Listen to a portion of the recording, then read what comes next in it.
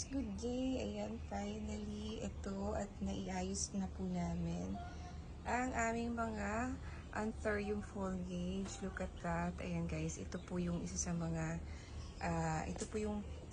halaman namin na napabayaan namin ng mga halaman, no.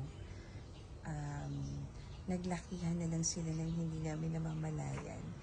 Ayun guys, ito nilipat na namin to bigger pots. Ayan.